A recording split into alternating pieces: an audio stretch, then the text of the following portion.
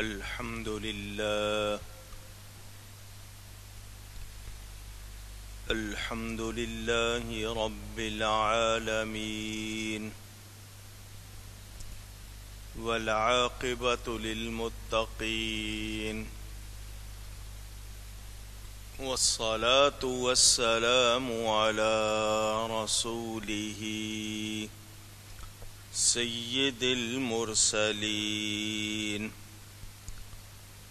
رحمة للعالمين شفيع المذنبين سيد الأولين والآخرين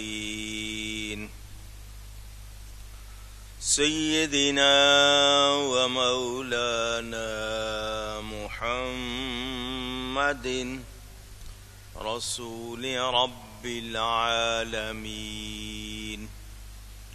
وعلى آله وصحبه أجمعين أما بعد فأعوذ بالله من الشيطان الرجيم بسم الله الرحمن الرحيم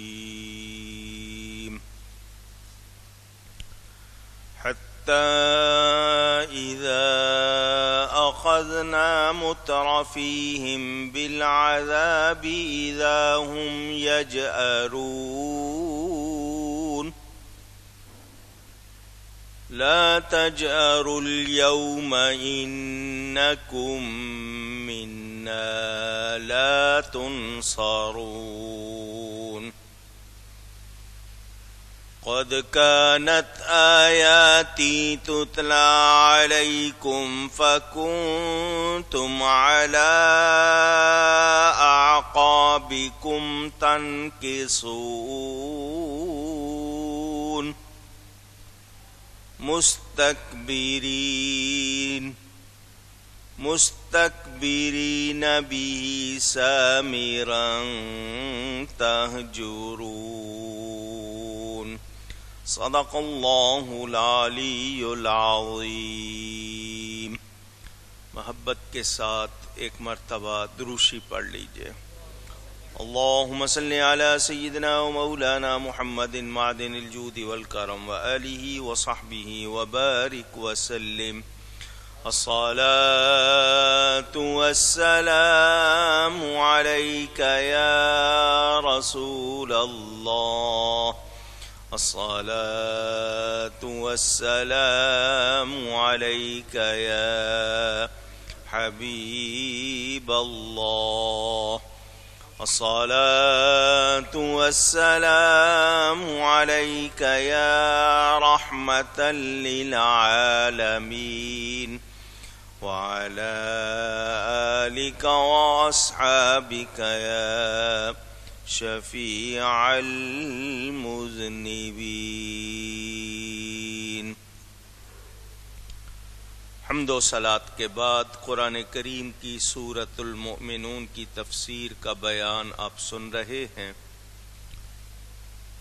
اللہ تعالی نے فرمایا ہم کسی جان پر اس کی طاقت سے زیادہ بوجھ نہیں رکھتے۔ ہمارے پاس ایک کتاب ہے جو حق بولتی ہے، لوح محفوظ یا اعمال نامہ، اور ان پر ظلم نہ ہوگا بلکہ ان کے دل اس سے غفلت میں ہیں اور ان کے کام ان کاموں سے جدا ہیں جنہیں کر رہے ہیں۔ قیامت کے دن جب ان کے سرداروں کو، بڑوں کو پکڑا جائے گا تو یہ فریاد کریں گے۔ اس دن کہا جائے گا آج فریاد نہ کرو، ہماری طرف سے تمہاری مدد نہیں ہوگی۔ اس حوالے سے آپ کو بتایا کہ انسان جو کچھ کرتا ہے وہ لکھا جاتا ہے۔ فرشتوں کا لکھنا اللہ کے علم کے لیے نہیں ہے بلکہ گواہی کے لیے ہے۔ اللہ تعالی نے اپنے ذاتی علم سے پہلے ہی لکھ دیا ہے۔ کوئی عمل کرنے والا نیکی کر رہا ہے یا گناہ کر رہا ہے، اس میں کوئی زیادتی نہیں ہوگی، جتنا کرے گا اتنا ہی لکھا جائے گا، یعنی سچ اور حق ہوگا، کوئی ظلم نہیں ہوگا۔ کسی کی نیکی کا قبول نہ ہونا اس کی اپنی کوتاہی کی وجہ سے ہوگا۔ انسان اپنی نیکی کو کبھی کبھی خود ضائع کر دیتا ہے۔ کوئی یہ نہ کہے کہ نیکی کی تھی مگر جزا نہیں ملی، اس نے اپنی نیکی کر کے خود ہی اس کو خراب کر دیا ہوگا۔ جنہوں نے کوئی گناہ نہیں کیا، اعتقادی اور عملی طور پر جو صحیح ہوں گے وہ اس کے مطابق جزا پائیں گے، اور جنہوں نے بعض اچھے کام تو کیے مگر عقیدے صحیح نہیں ہوں گے، ان کے کاموں کی جزا انہیں یہیں دی جاتی ہے، کیونکہ آخرت میں نجات کا مدار صرف اور صرف ایمان پر ہے۔ ایمان نہیں ہوگا تو آخرت میں کوئی حصہ نہیں ہوگا۔ یہ تفصیل آپ سن چکے۔ مومن کی خوبیاں بھی بتا دی، نہ ماننے والوں کا حال بھی بتا دیا۔ وہ لوگ جو مکہ میں رہتے تھے، کعبے کے پڑوس میں رہتے تھے، بجائے عبادت کرنے کے، عقیدے صحیح رکھنے کے، اپنے آپ کو ساری ساری رات کہانیوں میں لگائے رکھتے تھے اور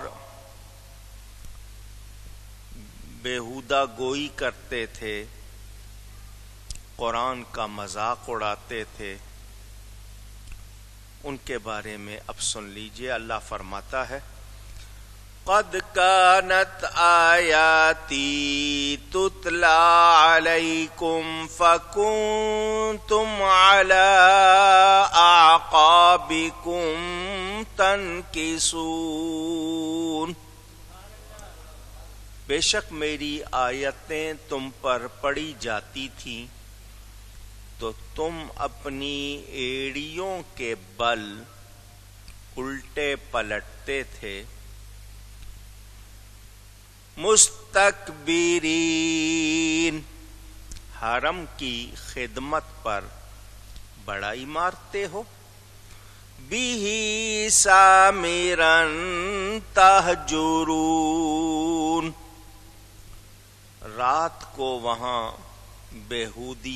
بیہودہ کہانیاں، فضول گوئی، بیکار باتیں کرتے رہتے تھے، کہانیاں بکتے تھے حق کو چھوڑتے ہوئے۔ افلم یدبروا القول ام جاءہم ما لم یأت آباءہم الاولین، کیا انہوں نے بات کو سوچا نہیں، یا ان کے پاس وہ آیا جو ان کے باپ دادا کے پاس نہیں آیا تھا؟ ام لم یعرفوا رسولہم فہم لہ منکرون، یا انہوں نے اپنے رسول کو نہیں پہچانا تو وہ اسے بیگانہ سمجھ رہے ہیں۔ ام یقولون بہ جنہ، یا کہتے ہیں اسے سودا ہے۔ لوگ اپنے حساب سے سن کر جو چاہتے تھے الزام لگاتے تھے۔ بل جاءہم بالحق واکثرہم للحق کارہون، بلکہ وہ تو ان کے پاس حق لائے اور ان میں اکثر کو حق برا لگتا ہے۔ توجہ سے سنیں، کافروں کے بارے میں 3 جرم بیان ہوئے ہیں ان آیتوں میں۔ ایک تو قرآن کریم کو غور سے نہ سننا، دوسرا یہ کہنا کہ ہم حرم شریف کے رہنے والے ہیں، ہم کو عذاب الہی نہیں پہنچے گا، 2 باتیں۔ تیسرا یہ کہ کعبے کے ارد گرد جمع ہو کر بجائے عبادت کے قصے کہانیاں بکنا، قرآن کا مذاق اڑانا، یہ ان کے 3 جرم بیان ہوئے۔ پہلی بات تو یہ پتہ چل گئی کہ بے ادب کو، بد عقیدہ کو اچھی جگہ کا بھی فائدہ نہیں ہوتا۔ یہاں سے پتہ چلا کہ مقدس مقام کا فائدہ اس کو ہوگا جو عقیدے والا ہوگا اور ایمان والا ہوگا، ادب والا ہوگا، ورنہ وہ کعبے کے اندر بھی گھوم کے آ جائے اس کو کوئی فائدہ نہیں۔ یہ بھی آپ نے سن لیا۔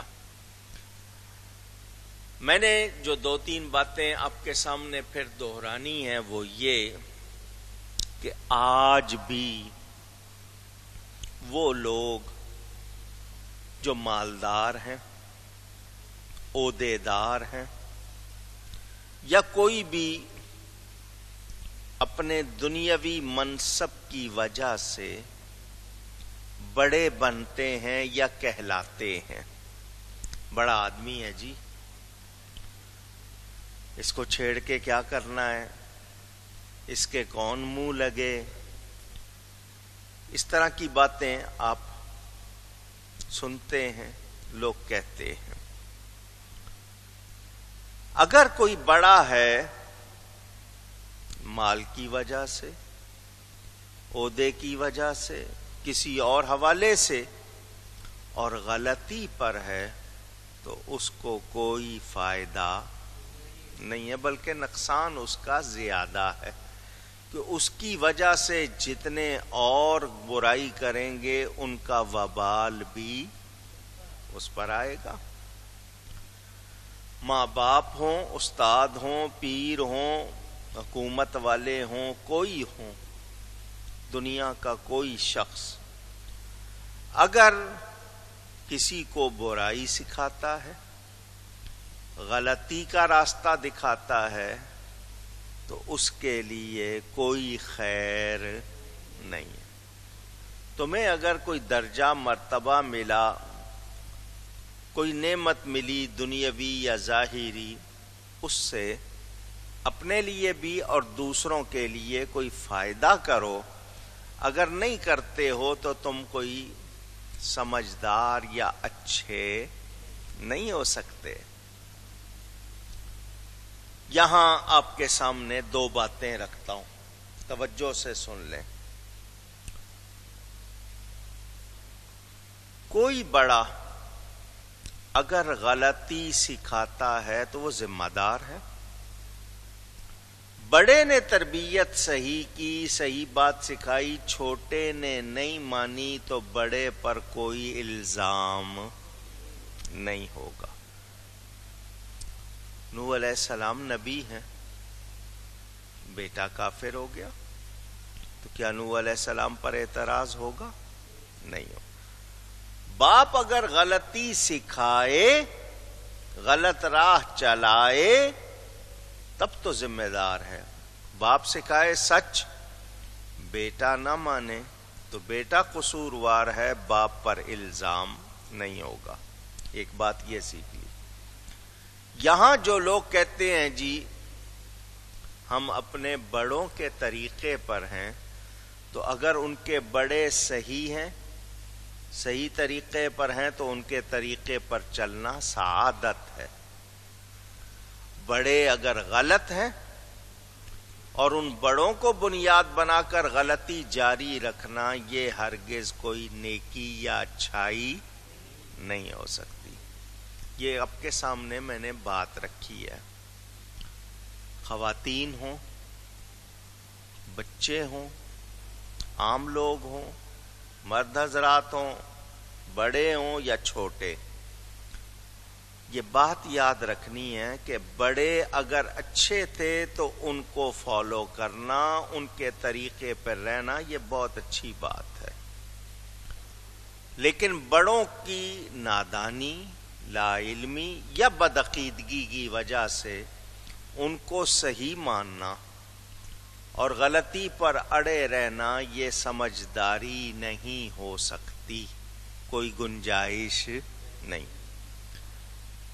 ہمیں یہ کہا جاتا ہے کہ بڑوں کو، پہلے لوگوں کو پتہ نہیں تھا، اب تم لوگ تو سمجھ جاؤ، تو ہم ایسے لوگوں کو یہ کہیں گے پہلے بڑوں کی غلطی ثابت کرو۔ پیمانہ کیا ہے؟ قرآن اور حدیث۔ بڑوں کے عقیدے صحیح نہیں ہوں گے تو ان کی پیروی نہیں کی جائے گی، بڑے اگر صحیح ہیں تو ان کے نقش قدم پر چلنے کی تو دعا کی جاتی ہے، یا اللہ ہمیں اچھوں کے نقش قدم پر چلا۔ اور وہ لوگ جو اپنے کسی حوالے کو، کسی نسبت کو، کسی وجہ کو، کسی مقدس مقام سے اپنے تعلق کو گنواتے ہیں تو وہ یاد رکھیں کہ وہ وہاں رہ کر کرتے کیا ہے، اس نسبت کا احترام کرتے ہیں، اس کی قدر پہچانتے ہیں، تب تو سمجھ آئے گا، ورنہ یاد رہے کہ کعبے کا پڑوس کسی بدعقیدہ کو فائدہ دے سکتا نہیں۔ اللہ فرما رہا ہے حرم کی خدمت پر بڑائی مارتے ہو۔ وہ لوگ آگے ان کی بات سن کر، وہ لوگ جو آج بھی کسی طرح غلط عقیدوں پر ہیں، بھلے کہیں کے رہنے والے ہیں، یہاں سے یہ پتہ چل گیا کہ کسی مقدس مقام کا رہنے والا بھی عقیدے میں، عمل میں صحیح نہیں ہے، ادب میں صحیح نہیں ہے، تو اس جگہ کی وجہ سے اس کے لیے کوئی رعایت نہیں۔ کعبے کے پاس رہنے کا حق کیا تھا؟ عبادت کرتے۔ اب یہاں میں ایک بات آپ کے لیے کروں گا، مسجد اللہ کا گھر ہے یا نہیں؟ جو اس کا ادب نہ کرے کیا اس کو کوئی فائدہ ہوگا؟ آواز آئے اور کہیے۔ آپ نے بار بار کہا نہیں ہوگا۔ تو اب وہ لوگ جو مسجد کے پڑوسی ہوں، مسجد میں آنے والے ہوں اور مسجد کا ادب نہیں کرتے ہوں، تو وہ سوچیں کہ وہ اتنی پاک جگہ سے نسبت کے باوجود کوئی خیر کیوں نہیں پا رہے؟ کیونکہ جتنا قریب ہوگا اتنی ذمہ داری زیادہ ہوگی۔ مسجد میں آتے ہیں، آج ہم لوگ مسلمان کیسا لباس پہن کے آتے ہیں؟ کیا کرتے ہیں؟ ٹیلی فون بند نہیں کرتے، اپنی دنیا کی باتیں بند نہیں کرتے، اپنے طور طریقے مسجد میں بھی ادب والے نہیں رکھتے، تو بتائیے کیا ہم کوئی ثواب پا سکیں گے؟ سوچنا ہوگا۔ بات ان کی ہے، ہمیں بھی سوچنا ہوگا، کہیں ایسا نہ ہو کہ ہم مسلمان کہلا کر بھی محروم ہو جائیں کہ ہمارا کوئی عمل بے ادبی ہو رہا ہو، بے ادبی میں شمار ہو رہا ہو۔ تو ہمیں اس کا ہر طرح خیال رکھنا چاہیے۔ ہمارے نوجوان ٹی شرٹ پہنتے ہیں، چونکہ وہ ٹی کی شکل کی بنی ہوتی ہے اس لیے ٹی شرٹ کہہ دیتے ہیں، جانور بنے ہوئے ہیں اوپر، پہن کے مسجد میں آ جاتے ہیں، نہیں پرواہ کرتے کہاں جا رہے ہیں۔ یہ ویسے مسلمان کو نہیں پہننی چاہیے، غیروں کی، اسلام کے دشمنوں کی کمپنیوں کے نام ہمارے سینے پر سجے ہوں تو بتائیے کیا یہ کوئی خوبی کی بات ہے؟ آپ کو پہننی ہے، اپنے وطن میں بنا لیں۔ کوئی اچھا لفظ لکھا ہو تو چلو بھئی، اگر آپ نے پہننا ہی ہے تو کوئی اچھا جملہ لکھا ہو، چہ جائے کہ غلط چیزوں کے نام، غلط جملے لکھے ہوں، تصویریں بنی ہوں اور وہ ہم پہن لیں، پہننا ہی غلط، اور اس کو پہن کے مسجد میں آ جائیں تو ہم نے مسجد کا احترام کیا؟ تو پھر ثواب کی امید کائے کو رکھنی؟ وہ مسجد کے، کس مسجد کے؟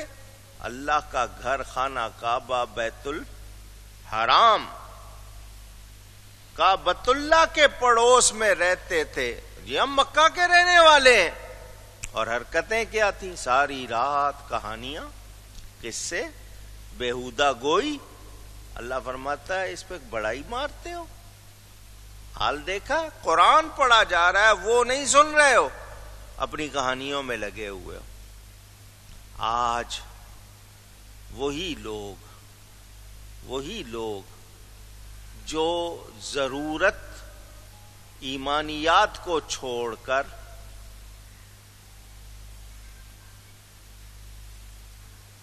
کس کا فون بج رہا ہے؟ ایمانیات کو چھوڑ کر لغویات میں پڑے ہوئے ہیں، ان کو نہیں پتا کہ وہ اپنے لیے کتنا نقصان کر رہے ہیں۔ ہم سب کو سوچنا چاہیے۔ یہ آپ نے سنا، پھر یہی لوگوں کو یہ بتایا گیا کہ تمہارے باپ دادا مکہ والے، آج تمہارے پاس اللہ کا نبی آیا